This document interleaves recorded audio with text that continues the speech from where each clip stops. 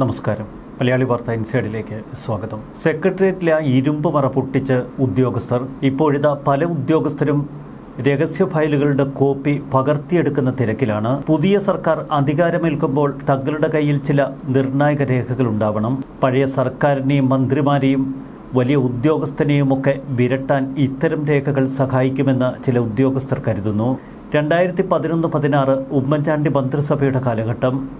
അന്ന് ദിവസേനയെന്നോണം സെക്രട്ടേറിയറ്റിൽ നിന്ന് പല രേഖകളും ചോർന്ന് പുറത്തേക്ക് വരും. അതൊക്കെ മാധ്യമങ്ങളിലും ചാനലുകളിലും പ്രത്യക്ഷപ്പെടും. കോൺഗ്രസുകാർ തന്നെയാണ് ഇത്തരം രേഖകൾ ചോർത്തിയെടുത്ത് കൊടുക്കുന്നത്. ചില ഉദ്യോഗസ്ഥർ ഇതിനൊക്കെ കൂട്ടുനിൽക്കും. എന്നാൽ 2016 പിണറായി വിജയൻ അധികാരമേറ്റപ്പോൾ തന്നെ ഇതിനൊക്കെ ഒരു പൂട്ടിട്ടു. സെക്രട്ടേറിയറ്റിനുള്ളിലെ ഇരുമ്പ് മറ ഭേദിച്ച് ഒരു കാരണവശാലും ഒരു രേഖയും പുറത്തേക്ക് പോകരുത് എന്ന കർശന ഉത്തരവ്.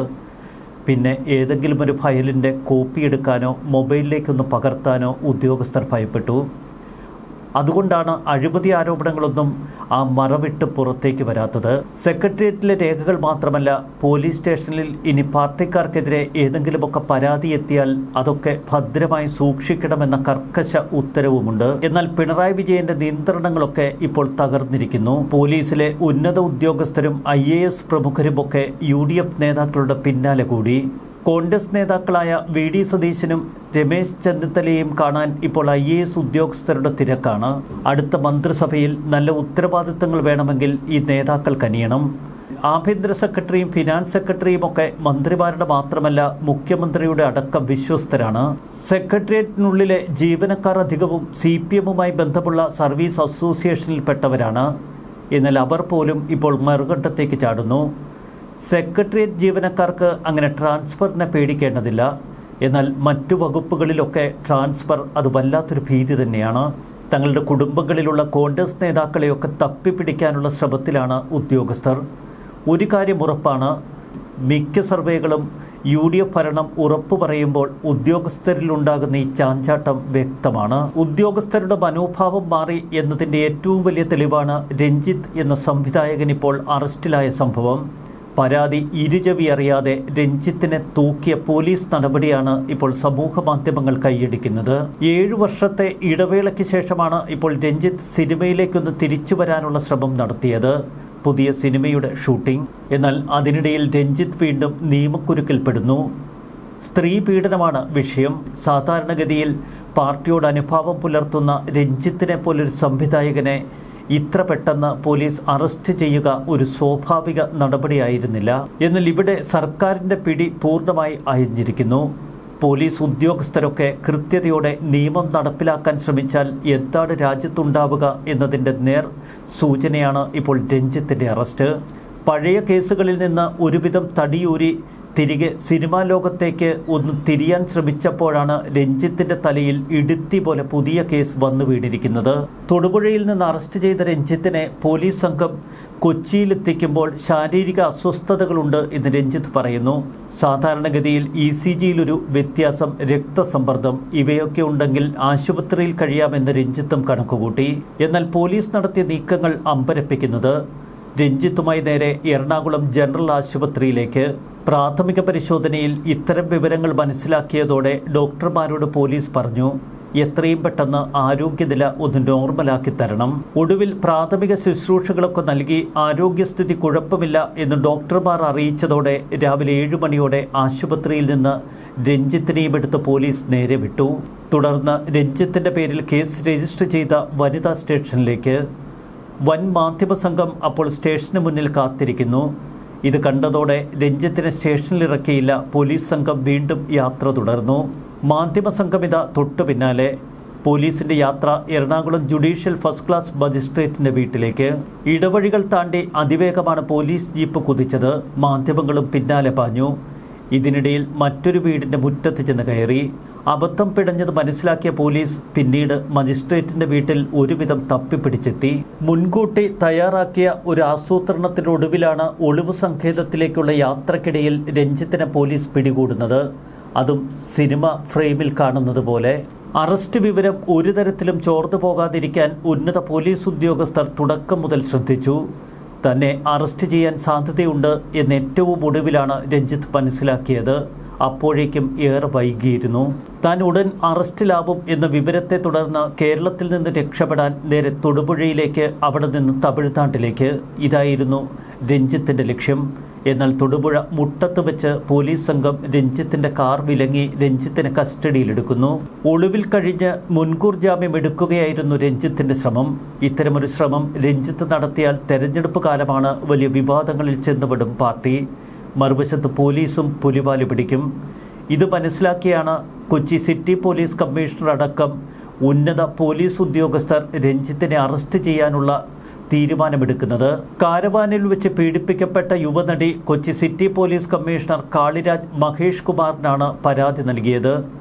പിന്നീട് അതീവ രഹസ്യമായി പോലീസിന്റെ നീക്കം.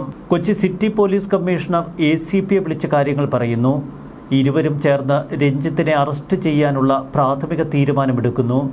എന്നാൽ പോലീസ് സേനയിലെ മറ്റാരും ഇത് മനസ്സിലാക്കരുത് എന്നിരുവരും നിഷ്കർഷിച്ചു. കൊച്ചി DCP അശ്വതി ജിജിയുടെ നേതൃത്വത്തിൽ ഒരു SITക്ക് രൂപം നൽകുന്നു. തുടർന്ന് കൊച്ചിയിലെ വനിതാ പോലീസ് സ്റ്റേഷനിൽ വെച്ച് യുവതിയുടെ മൊഴിയെടുത്തു. അന്വേഷണ സംഘത്തിലുള്ളവർക്കും സംസ്ഥാന തലത്തിലുള്ള മുതിർന്ന ഉദ്യോഗസ്ഥർക്കുമല്ലാതെ മറ്റാർക്കും വിവരങ്ങൾ ലഭ്യമാകാതിരിക്കാൻ അവർ പരമാവധി ശ്രദ്ധിച്ചു. ഉദയംപേരൂരിലെ ഷൂട്ടിംഗ് ലൊക്കേഷനിലെ കാരവാനിൽ വെച്ചാണ് യുവനടിയെ പീഡിപ്പിക്കാനായി രഞ്ജിത്ത് കയറിപ്പിടിച്ചത്. പ്രാഥമിക പരിശോധനകൾ നടത്തിയപ്പോൾ തന്നെ പരാതിയിൽ കഴമ്പുണ്ട് എന്ന് പോലീസിന് മനസ്സിലായി. പിന്നീട് വെറും 2 ദിവസങ്ങൾ കൊണ്ടാണ് തീവ്ര നടപടികളിലേക്ക് പോലീസ് കടന്നത്. ഈ സമയമത്രയും തങ്ങളുടെ നടപടിക്രമങ്ങളും തീരുമാനങ്ങളും പുറത്തു പോകാതിരിക്കാൻ ഉന്നത പോലീസ് ഉദ്യോഗസ്ഥർ പ്രത്യേകം ശ്രദ്ധിച്ചു. രഞ്ജിത്തിന്റെ എറണാകുളത്തെ താമസ സ്ഥലത്ത് പോലീസ് സംഘമെത്തി. എന്നാൽ അയാൾ അവിടെയില്ല എന്ന് മനസ്സിലാക്കി. തുടർന്നാണ് ചിത്രത്തിന്റെ ഷൂട്ടിംഗ് നടക്കുന്ന കോട്ടയത്തെത്തിയത്. അവിടെ പരിശോധന നടത്തുമ്പോൾ അവിടെയും രഞ്ജിത്തില്ല. പോലീസ് തന്നെ നിരീക്ഷിക്കുന്നുവെന്ന് മനസ്സിലാക്കിയ രഞ്ജിത്ത് പെട്ടെന്ന് തന്നെ കോട്ടയത്ത് നിന്ന് കടന്നു നേരെ തൊടുപുഴയിലേക്ക്. ആദ്യം തൊടുപുഴയിലെ ഒരു ഹോട്ടലിൽ ഒളിവിൽ താമസിക്കാനുള്ള ശ്രമങ്ങളായിരുന്നു രഞ്ജിത്ത് നടത്തിയത്. ഇതിനായി മറ്റൊരു നടന്റെ വാഹനത്തിൽ രഞ്ജിത്തും സഹായികളും പുറപ്പെട്ടു. സംവിധായകനെയും കൂട്ടരെയും ഒക്കെ കൃത്യമായി ട്രാക്ക് ചെയ്യാൻ പോലീസിന് കഴിഞ്ഞു. അങ്ങനെയാണ് തൊടുപുഴ പോലീസിന് വിവരം കൈമാറുന്നതും കാറിൽ നിന്ന് രഞ്ജിത്തിനെ പിടികൂടുന്നതും. കൊച്ചി സെൻട്രൽ, വനിത, ഉദയംപേരൂർ പോലീസ് സ്റ്റേഷനുകളിലെ അംഗങ്ങൾ ഉൾപ്പെടുന്ന വലിയ പോലീസ് സംഘമാണ് രഞ്ജിത്തിനെ കൊണ്ടുപോകാനായി തൊടുപുഴയിലെത്തിയത്. രാത്രി 12:30 മണിയോടെ കൊച്ചിയിലെത്തിച്ച് രഞ്ജിത്തിന്റെ അറസ്റ്റും രേഖപ്പെടുത്തി. തുടർന്നാണ് വൈദ്യപരിശോധനയ്ക്ക് എറണാകുളം ജനറൽ ആശുപത്രിയിൽ എത്തിക്കുന്നത്. രഞ്ജിത്തിനെ രക്ഷപ്പെടാൻ സഹായിച്ച നടൻ ബോബി കുര്യൻ അടക്കമുള്ളവർക്കെതിരെ നിയമ നടപടികളെടുക്കുമെന്ന് പോലീസ് പറയുന്നു. ലൈംഗിക അതിക്രമം നടന്നു എന്ന് കരുതുന്ന കാരവൻ പോലീസ് കണ്ടെടുത്തു. കാരവനകത്ത് CCTVകളില്ല എന്ന് പോലീസ് പറഞ്ഞു. എന്നാൽ പുറത്തുള്ള CCTVയിലെ ദൃശ്യങ്ങൾ പരിശോധിക്കും. സിനിമയുടെ ചിത്രീകരണത്തിനായി പ്രൊഡക്ഷൻ ടീം വാടകയ്ക്കെടുത്തതാണ് കാരവൻ. നിലവിൽ ജുഡീഷ്യൽ കസ്റ്റഡിയിലാണ് രഞ്ജിത്ത്. എറണാകുളം സബ് ജയിലിലാണ് കഴിയുന്നത്. കുറ്റവാളികൾക്കൊപ്പം മലയാള സിനിമയുടെ മാടമ്പി എന്നറിയപ്പെട്ടിരുന്ന രഞ്ജിത്ത് ധാർഷ്ട്യമൊക്കെ വെടിഞ്ഞ് ഇപ്പോൾ ജയിലിലെ സെല്ലിനുള്ളിൽ കഴിയുന്നു. ഇനി ശനിയാഴ്ചയാണ് കോടതി ജാമ്യം പരിഗണിക്കുന്നത്.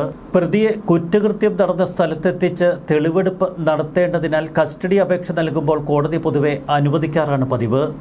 ശനിയാഴ്ച കേസ് പരിഗണിക്കുമ്പോൾ കോടതി കസ്റ്റഡി അപേക്ഷ അംഗീകരിക്കുകയും തുടർന്ന് ഞായറാഴ്ച കൂടി ജയിലിൽ കഴിയുകയും ചെയ്യേണ്ടി വരും രഞ്ജിത്തിന്. തുടർന്ന് തിങ്കളാഴ്ച മാത്രമേ പോലീസ് കസ്റ്റഡിയിലേക്ക് വിട്ടുകൊടുക്കാൻ കഴിയൂ. രഞ്ജിത്തിനെ രക്ഷപ്പെടുത്താൻ കഴിയാത്ത നിലയിലായി CPM. മറുവശത്ത് പോലീസ് ഉദ്യോഗസ്ഥരൊക്കെ ഇപ്പോൾ കർക്കശമായി നിയമ നടപടികൾ നടപ്പിലാക്കാനുള്ള ശ്രമം തുടങ്ങി. സർക്കാരിൽ CPMന്റെ പിടി അകലുന്നു. മറുവശത്ത് പിണറായി വിജയന്റെ അധികാരം ദുർബലമായി എന്നുറപ്പിക്കുന്നതാണ് ഈ കാഴ്ചകൾ. രഞ്ജിത്ത് അവസാന നിമിഷം വരെ പ്രതീക്ഷിച്ചത് പാർട്ടിയിലെയും ഭരണത്തിലെയും ഒക്കെ ഉന്നതർ ഇടപെട്ട് തൻ്റെ അറസ്റ്റ് ഒഴിവാക്കുമെന്നാണ്. അതിനുവേണ്ട നിർദ്ദേശങ്ങൾ ഒപ്പമുള്ളവർക്ക് തുടക്കത്തിൽ നൽകിയ രഞ്ജിത്ത് തൊടുപുഴ പോലീസ് സ്റ്റേഷനിലെത്തിയപ്പോൾ എല്ലാം കൈവിട്ടുവെന്ന് മനസ്സിലാക്കി. കാര്യങ്ങൾ അടിമുടി മാറിയത് രഞ്ജിത്ത് പോലും ഇപ്പോൾ തിരിച്ചറിയുന്നു. പാർട്ടിയുടെ ഗുണ്ടകളും മാഫിയകളുമൊക്കെ ഇപ്പോൾ ഒളിവിൽ പോയിരിക്കുന്ന അവസ്ഥ. മറുവശത്ത് പോലീസ് കർക്കശമായി നാട്ടിൽ നിയമം നടപ്പിലാക്കാനിറങ്ങിയാൽ പാർട്ടിയിലെ പല പ്രമുഖരും കുടുങ്ങും. അതുതന്നെയാണ് CPMന്റെ ഇപ്പോഴത്തെ വെപ്രാളവും. ന്യൂസ് ഡെസ്ക് മലയാളി വാർത്ത ഇൻസൈഡ്.